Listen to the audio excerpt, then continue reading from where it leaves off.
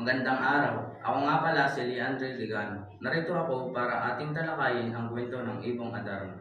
Ang Ibong Adarna ay kwento ng tatlong prinsipe mula sa kaharian ng Barbanya na sina Don Pedro, Don Diego at Don Juan. Ang kanilang ama, ang hari ay nagkasakit at tanging makapagpapagaling lamang sa kanya ang awit ng mahiwagang Ibong Adarna. Si Don Pedro ang panganay na prinsipe, ang unang nagtangkang hanapin ang Ibong Adarna, ngunit siya ay nabigo. Siya ay naging bato matapos may pula ng dumi ng Ibong Adarna habang natutulog. Sumunod si Don Diego, ang ikalawang prinsipe, ngunit tulad ng kanyang kuya, siya rin ay nabigo at naging bato sa ilalim ng puno, kung saan nakatira ang Ibong Adarna. Sa uli, si Don Juan ang bunsong prinsipe, ang naglakbay. Matapos ang maraming pagsubok at sakripisyo, siya ay nakatagpo ng Ibong Adarna sa bundok ng Tabor. Nakaya niyang huliin ang ibon at dinala ito sa kanyang ama upang pagalingin. Narito ang ilang tauhan sa kwento na nagbibigay kulay at buhay sa Ibong Adarna. Una rito ay ang hari ng Barbanya. Siya ang ama ng tatlong prinsipe na nagkasakit dahil sa kanyang labis na kalungkutan at pananabik sa Adarna. Ang pangalawa, si Don Pedro. Ang panganay na prinsipe, siya ay mapanininlang, sakim at laging nakipag-aagawan sa kanyang mga kapatid.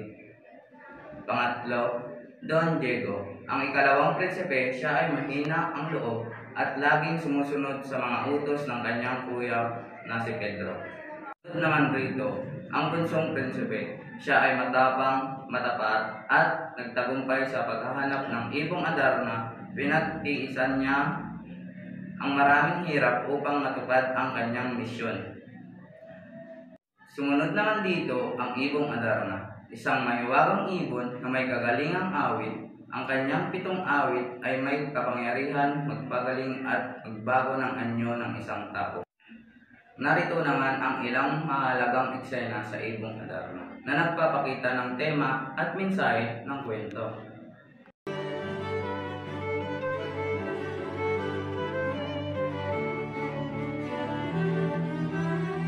Noong mga unang araw, sang-ayon sa kasaysayan, sa Barbanyang kaharian ay may haring hinangaan. Pangalan ng haring ito ay mabunying Don Fernando. Sa iba mang mga reyno, tinitingnang maginoo. Sa libis ng isang bundok, may matandang sa susulpot, mahina't uugod-ugod, sa prinsipe ay dumulog. Ang matanda ay tumugon, "Kawang-gawa hindi gayon, kundi ay isang layon, ang damay ay walang gugol." Ang dalawa ay nagkamay bago sila naghiwalay. Matanday sa kabundukan, sa Barbanya si Don Juan. Sa palasyo ng sumapit, tuwa ng inay tigib. Sindak namang di malirip ang sa dalawang kapatid. Magkagayoy ang Adarna na mayagpag na sa hawla.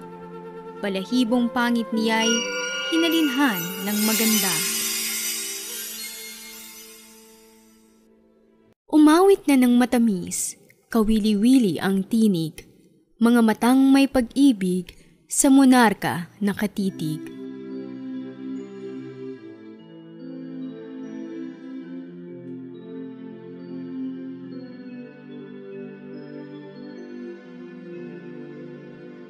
Ang iyong bunsong anak, nagtiis ng madlang hirap, kamatayan ay hinamak, sa utos mo ay tumupad. Yung anak mong dalawa. Matapos na ang awit, hari tila na naginip. Nagbalikwas na sa banig, parang hindi nagkasakit. Pinulong karakaraka, lahat ng kagawad niya. Inilagda ang parusang, ipatapon ang dalawa. Hindi ko po mababatang, sa aking malayo sila. Kaya po ibigay mo na ang patawad sa kanila.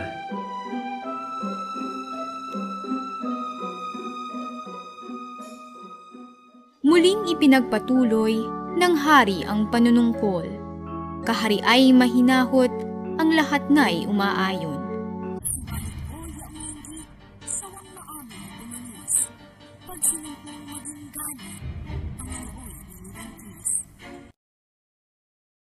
Inakyat ang kabatuhan nang dumating sa ibabaw.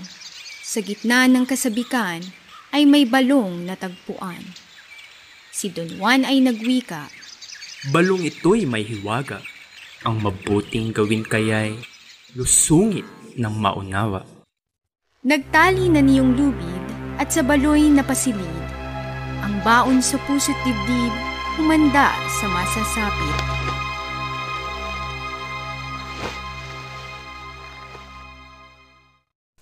At sa kanyang pagsasakit, lalim ng baloy nasapit. Hindi isang tuyong yungib, kundi pook na marikit. Sa hagdan ay pumapanhik. Nagpumuok ang dalawa, magpaspasang parang sigwa. Sa pingkian ng sandata, ang apoy ay bumubuga. Diway sa awa ng Diyos, sa prinsipeng napalaot. Sa libis ng isang bundok, may matandang sa sisipot. Tanda, ako'y kaawaang iligtas sa kagutuman. Kung may dala kayo riyan, ako po'y inyong limusan. Ako ay may nasa supot. Tinapay na durog-durog. Ikaw na nga ang dumukot. Kumain ka ng mabusog. Ako po ay naglalakbay patungo sa reynong kristal. Marami nang naraanay, di ko pa rin matausan. Jesus na Panginoon ko, sa paglalakad kong ito, 100 taon ang gusto, bayan yaon ay ewan ko. Ermitano iniimig, Sagot ng ibong mabait, sa lupaing marikit, ang Reino de los Cristales. Don Juan, narinig mo na ang balita ng agila. Kaya ngayon humanda ka, matutupad iyang pita.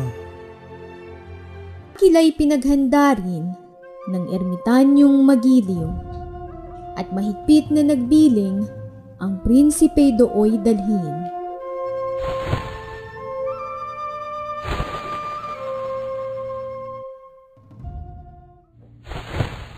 Dalang baon ay ubos na, nakarating naman sila.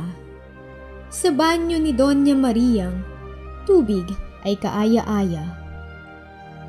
O prinsipeng minamahal, dito na kita iiwan. Magubli sa halamanan nang hindi ka mamalaya. Ang Ibong Adarna ay naisulat noong panahon ng mga Kastila at ito ay isang salamin ng kalagayan ng mga Pilipino. Noong panahon na iyon, ipinakita nito ang mga tema at katapatan, katapangan at sakripisyo. Sa katapatan, ipinakita ni Don Juan ang kanyang katapatan sa kanyang ama at ang mga kapatid, sa kabila ng kanilang pagtataksil sa kanya. Sa katapangan, ipinakita ni Don Juan ang kanyang tapang sa pagharap sa maraming pagsubok upang makuha ang Ibong Adarna. Sa sakripisyo, nagsakripisyo si Don Juan upang matupad ang kanyang misyon at mapagaling ang kanyang ama. Narito naman ang pagsusuri at interpretasyon ng Ibong Adarna. Ang kwento ay nagpapakita ng paglaban sa mga pagsubok ng buhay at mga kalagayan ng katapatan at sakripisyo. At pagtulong ni Don Juan sa kanyang ama at kapatid ay nagpakita ng dakilang puso. Ang kahalagahan ng pagtitiis at pagtitiwala sa sarili ay malinaw na pinapakita sa kwento.